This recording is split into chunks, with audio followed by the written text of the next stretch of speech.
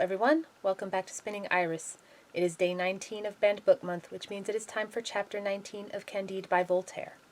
In the last chapter, Candide and Cacambo decided to leave El Dorado. Let's find out what happens next. Are you ready? Let's go. Chapter 19. What happened to them at Suriname, and how Candide became acquainted with Martin. The first day of their journey was rather pleasant.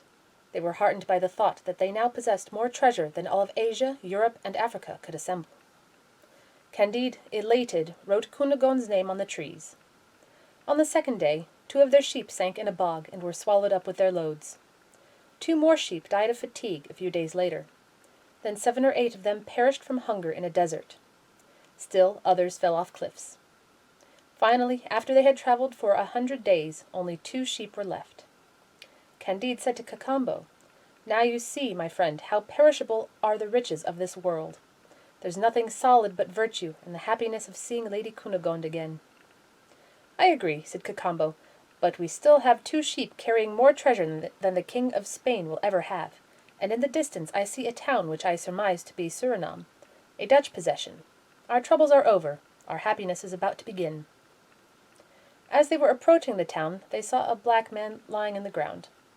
His only garment was a pair of short blue trousers, and they had been half torn away. The poor man's left leg and right hand were missing. "Good heavens!" Candide said to him in Dutch. "What are you doing here in such a terrible state?" "I'm waiting for my master, Mynheer Vanderdendur, the famous merchant," replied the black man. "Was it Mynheer Vanderdendur who put you in that condition?" asked Candide. "Yes, sir," said the black man. "It's the custom. We're given a pair of short trousers twice a year as our only clothing. If we get a finger caught under the millstone while we're working in the sugar mills, they cut off the whole hand, and if we try to run away, they cut off one of our legs. I've been in both those situations. That's the price of the sugar you eat in Europe. However, when my mother sold me on the Guinea coast for 10 patagons, she said to me, 'My dear child, always glorify and worship our fetishes. They'll make you live happily. You now have the honor of being a slave of our lords, the white men, and in acquiring that honor you've made your parents' fortune. I may have made their fortune, but they didn't make mine. Dogs, monkeys, and parrots are 1,000 times less miserable than we are. The Dutch fetishes, who converted me, tell me every Sunday that we're all children of Adam, black and white alike. I'm no genealogist, but if those preachers are telling the truth, we're all cousins, and you must admit that no one could treat his relatives more horribly." "Oh, Pangloss!" cried Candide, "this is an abomination you never dreamed of. It's too much. I'll have to give up your optimism at last." "What's optimism?" asked Cacambo. "Alas," said Candide, "it's a mania for insisting that everything is all right when everything is going wrong." He wept as he looked at the black man, and there were still tears in his eyes when he entered Suriname. The first thing they asked was whether there was any ship in the harbor that could be sent to Buenos Aires. The man they spoke to happened to be a Spanish captain. He offered to strike an honest bargain with them, and told them to meet him later at an inn. Candide and the faithful Cacambo went there with their 2 sheep to wait for him. Candide, who never concealed what was in his heart, related all his adventures to the Spaniard, and admitted that he wanted to rescue Lady Cunegonde. "Then I certainly won't take you to Buenos Aires," said the captain. "I'd be hanged, and so would you. The fair Cunegonde is the governor's favourite mistress." This was a terrible blow to Candide, and he wept for a long time. Finally he drew Cacambo aside and said to him, "Here's what you must do, my dear friend. We each have diamonds worth 5 or 6 million in our pockets. You're more resourceful than I am. Go to Buenos Aires and get Lady Cunegonde. If the governor makes any difficulties, give him 1 million. If he still refuses, give him 2 million. You've never killed an inquisitor, so they won't mistrust you. I'll fit out another ship and go to Venice to wait for you. Venice is a free state where there's nothing to fear from Bulgars, Avars, Jews, or inquisitors." Cacambo praised this wise plan. He was in despair at having to be separated from a good master who had become his close friend, but the pleasure of being useful to him overcame the sorrow of leaving him.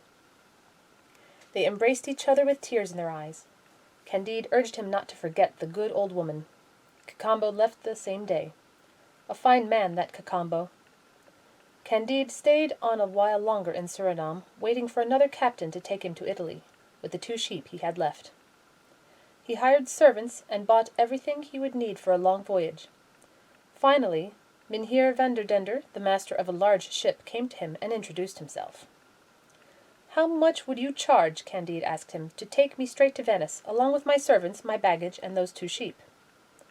The captain asked for 10,000 piastres. Candide agreed without hesitation. "Aha!" thought the prudent Vanderdendur, "this foreigner is ready to give 10,000 piastres all at once. He must be very rich." He came back a short time later and announced that he could not sail for less than 20,000. "All right then," said Candide, "you'll have 20,000. "Good heavens!" the captain said to himself, "this man gives 20,000 piastres as easily as 10,000.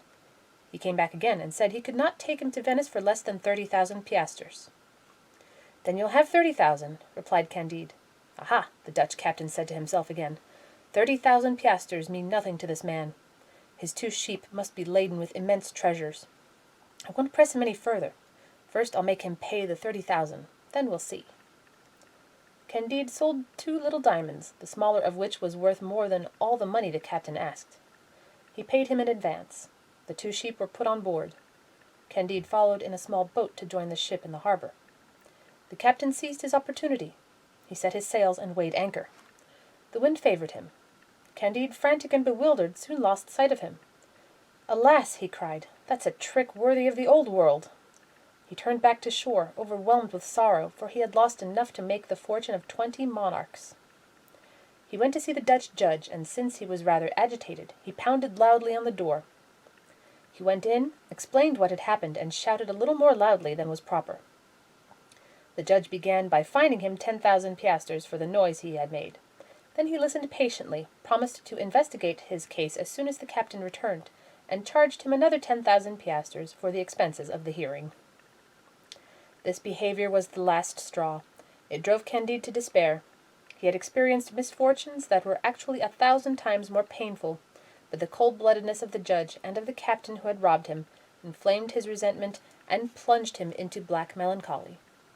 The wickedness of men appeared to him in all its ugliness, and his mind was filled with gloomy thoughts. Finally, he found a French ship ready to leave for Bordeaux.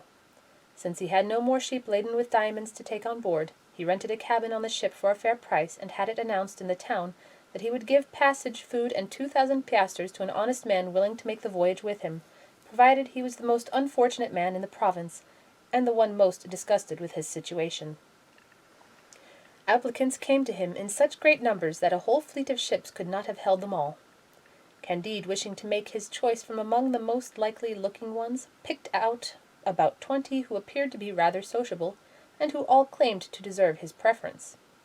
He assembled them at his inn, and gave them supper on condition that each one of them swear to relate his story faithfully.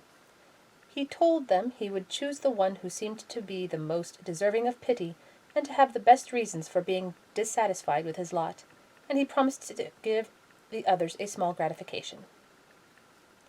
The session lasted till 4 in the morning. As he listened to all their adventures, Candide recalled what the old woman had told him on the way to Buenos Aires, and how she had wagered that there was no one on the ship who had not suffered grave misfortunes. He thought of Pangloss with each story he heard. That Pangloss, he said to himself, would have a hard time defending his system. I wish he were here. If all goes well, it's in El Dorado, not in the rest of the world. He finally decided in favor of a poor scholar who had spent 10 years working for the Amsterdam publishers. He judged that there was no profession on earth with which a man could be more thoroughly disgusted. Furthermore, this scholar, who was a good man, had been robbed by his wife, beaten by his son, and abandoned by his daughter, who had eloped with a Portuguese. He had just lost the minor post that had been his only means of support, and he was persecuted by the preachers of Surinam because they believed him to be a Socinian. It must be admitted that the others were at least equally unfortunate, but Candide hoped that the scholar would help him while away the time during his voyage. His rivals all felt that Candide had done them a great injustice, but he appeased them by giving each of them 100 piastres. And that is the end of chapter 19. And take a peek at that little note I believe there is one for Socinianism. Let's see. Socinianism was a religious doctrine condemned by the Inquisition in 1559, which denied a number of orthodox tenets, such as the divinity of Christ and the Trinity and eternal punishment. Interesting.